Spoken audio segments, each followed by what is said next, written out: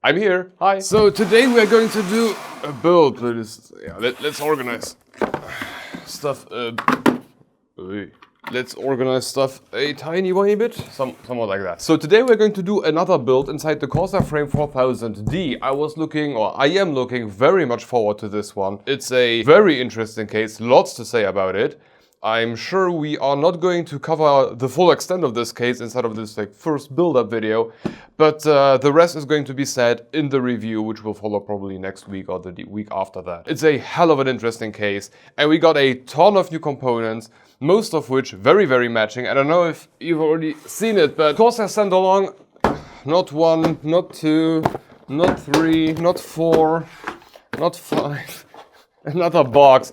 They send along so many fans so that we can max out this case to the maximum that the spec sheet allows. Please don't reference the one time I said that it's easy to make bad fans look good if you max it out with 20 of them. Platform is going to be AMD today. We are going 9950X3D, and I wanted to do it all black with RGB. Essentially, it's a Corsair build. It needs to be black with RGB, and I just got the new NZXT N9 X870E in black. And this is actually more for the NZXT build and the XNXT cases that are coming along on the channel in a few weeks or so.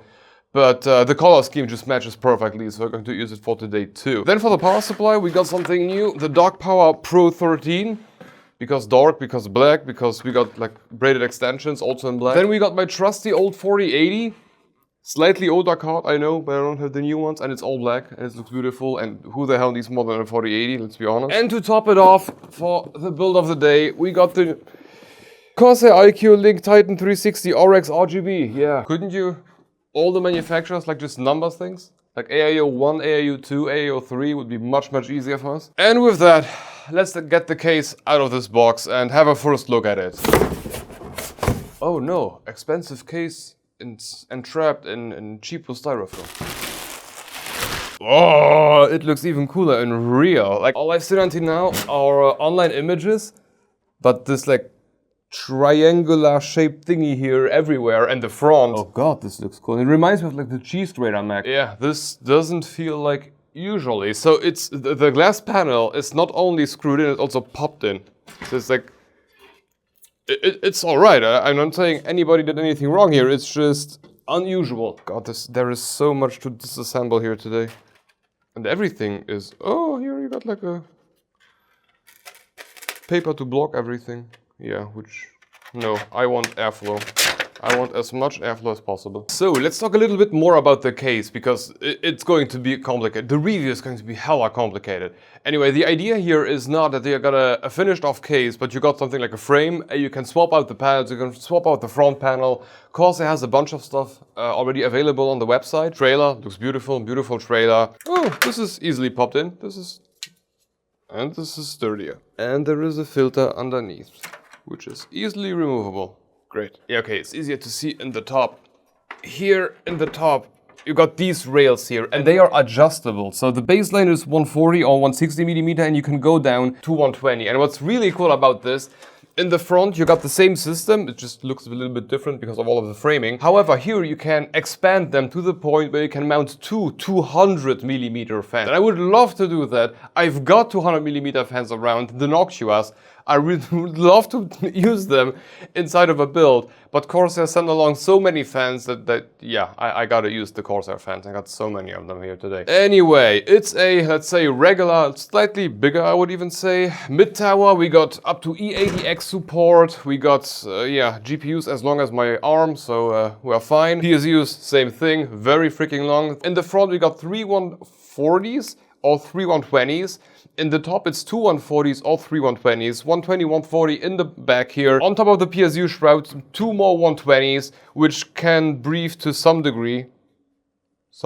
And then, as far as I know, we should be able to remove this whole shroud here, which is painfully obvious once you see that behind that shroud, you got some breathing area. And there we should be able to mount another 3 120s or 2 140s, and we are going to stuff this case here today. It's going to be so freaking stuffed. So far, very good first impression. It looks hella cool. Could be a bit stronger, but other than that, and a lot of space in the back. like a lot of space in the back, but oh, now I get it. Now I get it, because I looked through like half the things that Corsair included here. They've also got this like blackout sheet here, and I suppose this is to replace the white one, which would be like shining through if you like let it be, but you know, I want to remove it. I want to have nothing, but apparently you can also black it out, which is very interesting, and I'll tell you why.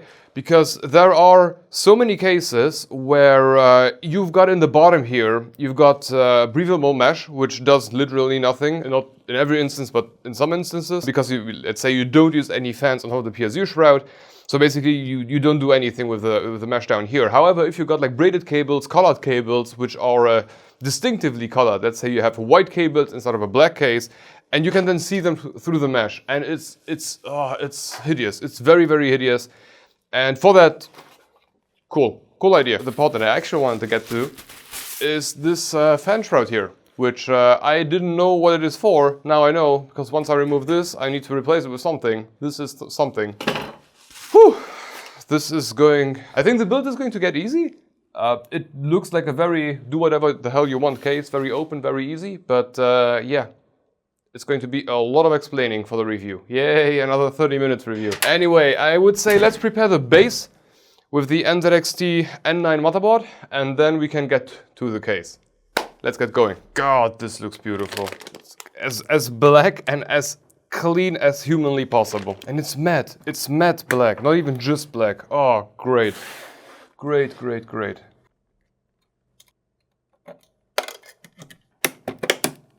Let's do my favorite thing, installing a motherboard standing in front of a camera.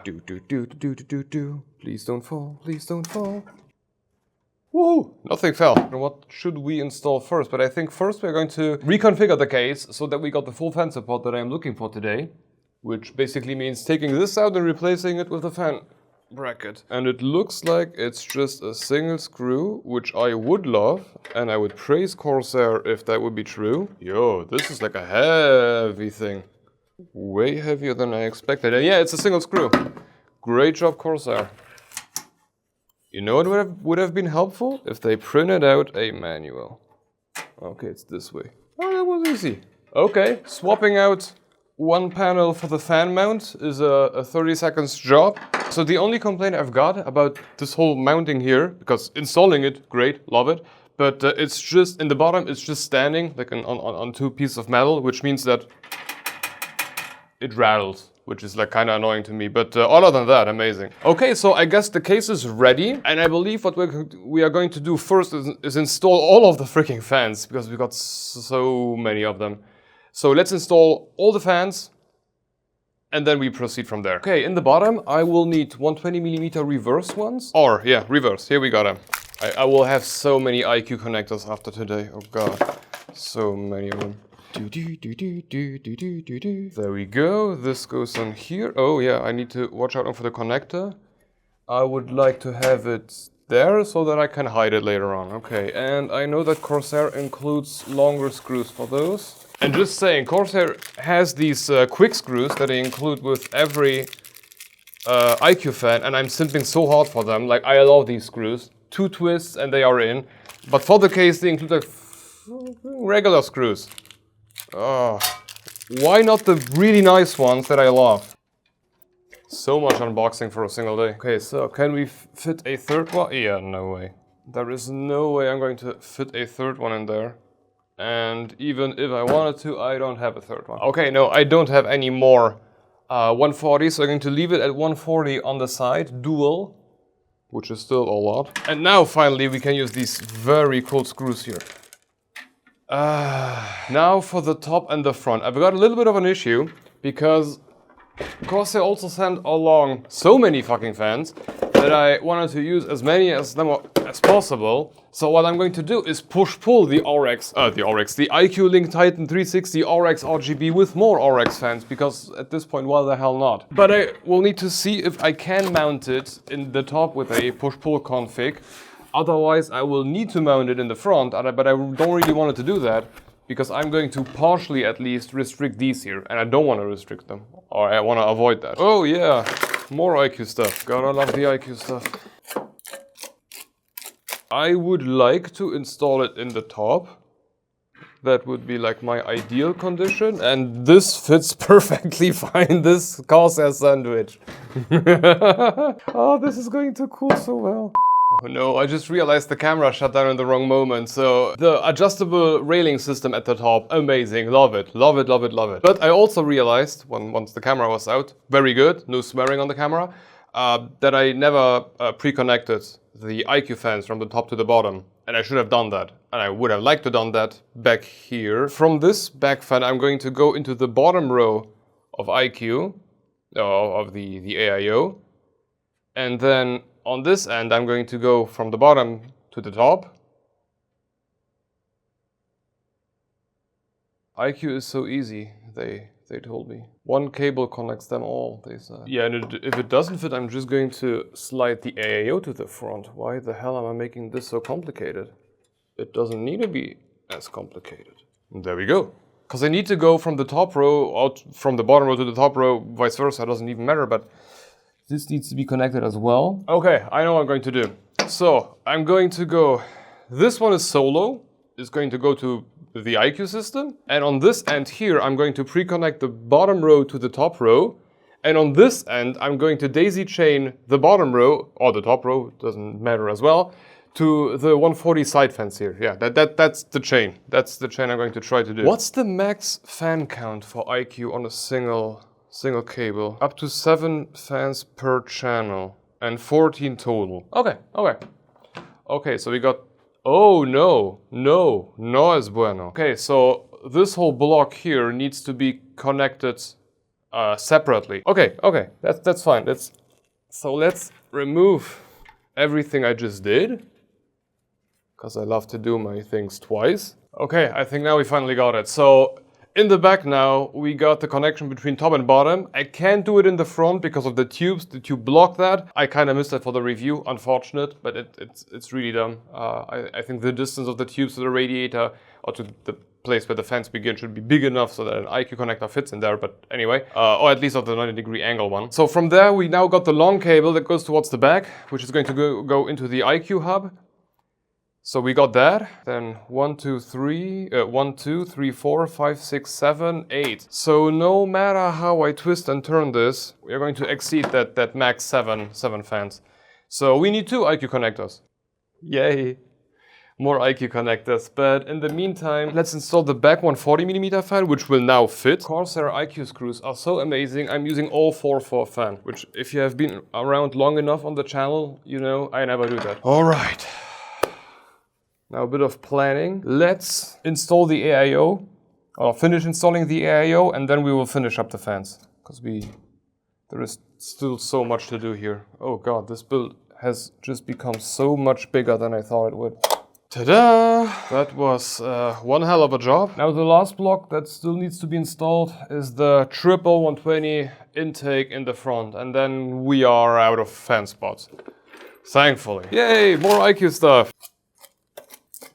No! The 140mm fan in the back blocks. Okay, no.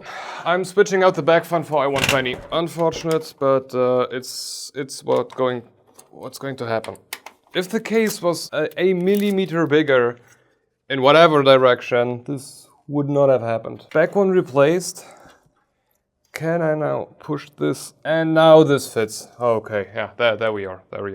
Yeah, 140 in the back is not possible with this completely exaggerated setup here. Which at this point, I don't know if I can even blame Corsair for not allowing me to install 6, 7, 8, 9, 10, 11, 12, 13, 14 fans in here. Okay, all of the fans are in. We got so many fans inside of this puppy now. It's ridiculous. But at this point, I guess let's get to the power supply, because at some point I still need to figure out where I'm going to mount all of these iCUE hubs. That's going to be an entirely different issue, but we'll get to that now. Coming to the Be Quiet Pure Power, no, Dark Power Pro 13. Wow, so much power, so much 13. God, feels like I'm unboxing. Oh, a MacBook. Wow, this is like super heavy. Oh yeah, it has that fuck you plug from which you find on very few power supplies. God, is this a power switch? I'm not saying cable management in here is hard. I'm not saying that. It's just a lot. A lot of things to do. Everything connected. And somehow I managed to have one port left. Because basically all of this here, including the water block pump combo, goes into one connector. And then we got this fan. These two. Oh, I forgot these.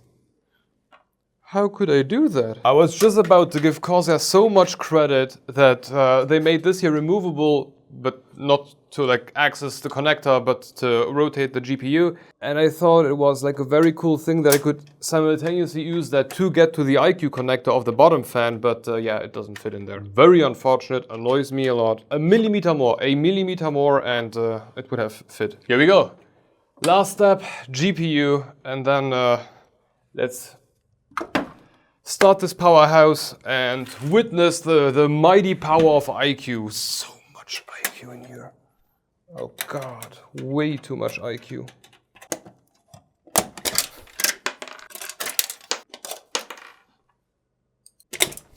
Ja pierdo... Oh god, installing the GPU took like 20 minutes now. So it turns out that on the PCIe brackets coming from the GPU do not go well into the hole which they are meant to go in, but like on the back end, at the end that you do not see. And I got it in because I was able to remove the entire PCIe like department, and there you can nicely see how they go in or do not go in, essentially. So I just pushed them in with my fingers, and then everything was aligned correctly, and yeah, there we are, but that was way too much. We are done. Time to put all the panels back on, and here we go. My first all iCUE PC. What an amazing achievement.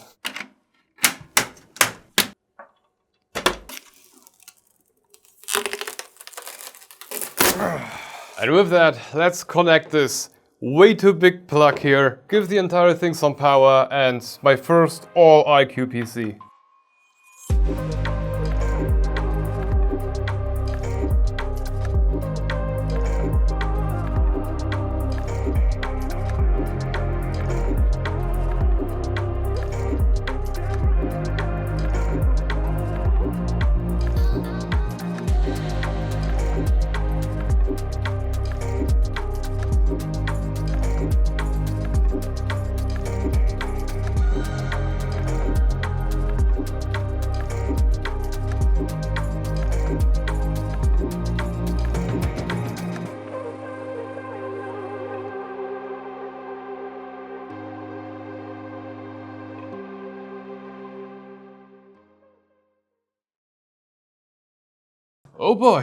Oh boy, this was a hell of a wild ride, I gotta say. This entire build took like 3-4 times longer than I thought, but god damn does it look beautiful. I really enjoyed this case. The angled corners at the top, the front panel, I love the design of this, and also the triangles here. I love how it looks. I'm not the biggest fan of the Corsair iCUE RGB implementation on these fans, but I said that in the individual reviews. That's a taste thing. However, the performance of this thing, it's good. And to give you some numbers, we got a 9950X3D in here, paired with a 4080, that Titan 360 AIO in push-pull, so 6 fans total. We got 3 LX120s in the front intake. We got 2 reverse spinning fans on top of the PSU shroud. We got 2 140mm LX fans, reverse spinning on the side as intake, and a last 120mm in the back as exhaust. And god, there's so much air coming out. Now, if I run CPU burner from Firmark, all the fans spinning at max 100%, we are looking at 71.6 degrees C. 71 degrees C for a all-core workload on a 9950X3D. To me, doing benchmarks all day long, this looks like an above ambient number. Not the actual number, but no, it's 71.6 degrees C. In this room, 22 degrees. Yeah.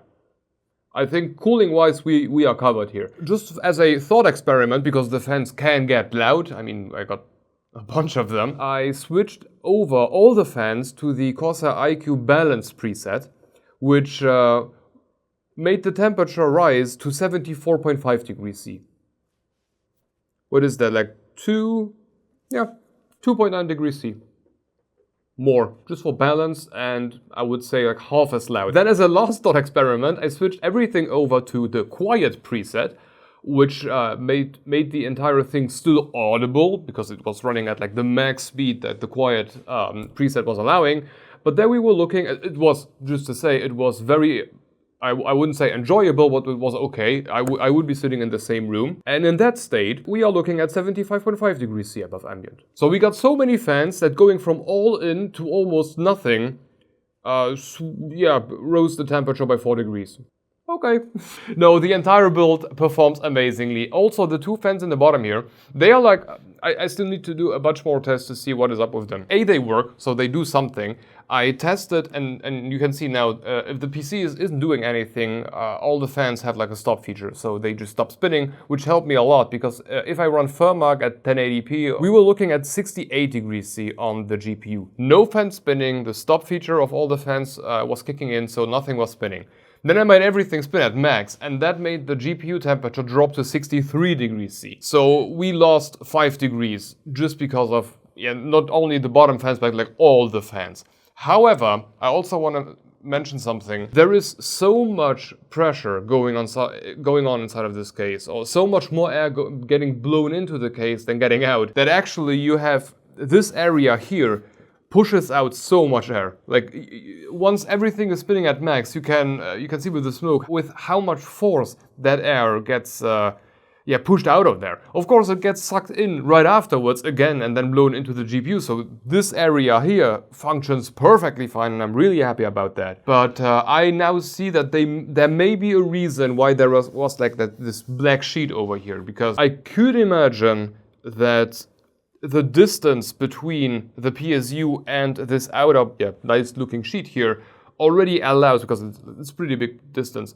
already allows for a bunch of air, or enough air, to pass through from the bottom fan to then be sucked in without this blowing out effect. But I will see that for the review. Now for the build, I think it went amazingly. A bit of a planning mishap there with the cables for the iCUE system, but overall I'm very happy with it. The all black design, the black braided cables, though I'm not too happy with them, but that's more on Be Quiet than Corsair. But the experience inside of the case, very, very good. I have a lot of things that I do not like about it.